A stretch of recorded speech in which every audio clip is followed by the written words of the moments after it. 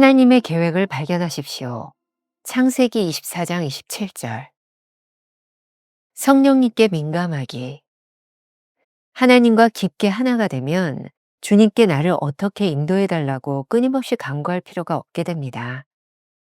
챔버스는 하나님의 인도하심을 구하는 것이 하나님과 동행하고 있지 않다는 증거가 될 수도 있다고 말합니다.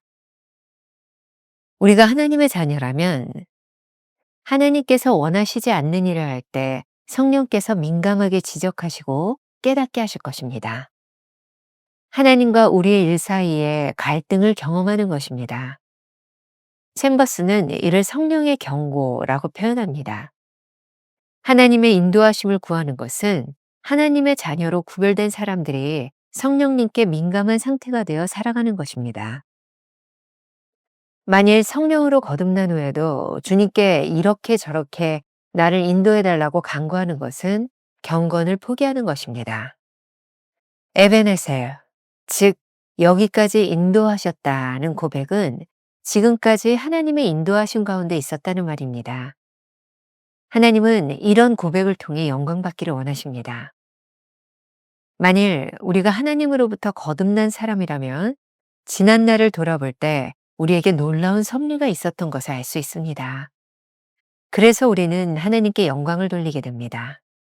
일상의 훈련. 챔버스는 영적 훈련을 강조합니다. 거듭난 성도의 삶에도 훈련이 필요합니다. 우리 주변의 우연과 같은 일들도 하나님의 계획을 발견하기 위한 훈련입니다. 성령에 민감한 삶을 살아가는 데 있어 세심하게 주의를 기울여야 하는 곳은 교회가 아니라 세상입니다. 성령님께 익숙해지면 하나님께서 일하시는 방식을 보게 됩니다. 세상의 눈으로 볼 때 주님은 일관성이 없으신 분입니다. 그러나 그분은 하나님 아버지를 향해 변함없는 일관성을 유지하셨습니다.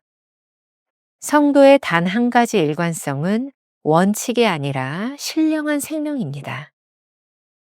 하나님의 계획을 모른 채 자신이 믿는 바를 확신하는 태도를 주의하십시오.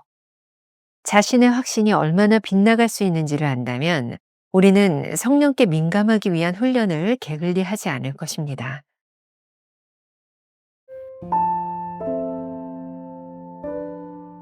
하나님과 동행하는 것은 매 순간 하나님의 뜻을 묻는 것이 아니라 묻지 않아도 하나님의 마음에 맞는 행동을 하는 것입니다. 영적 민감성은 하나님을 얼마나 아느냐에 달려 있습니다. 성령님께 민감함으로 살아가고 있습니까? 아니면 자신의 확신에 따라 살아가고 있습니까?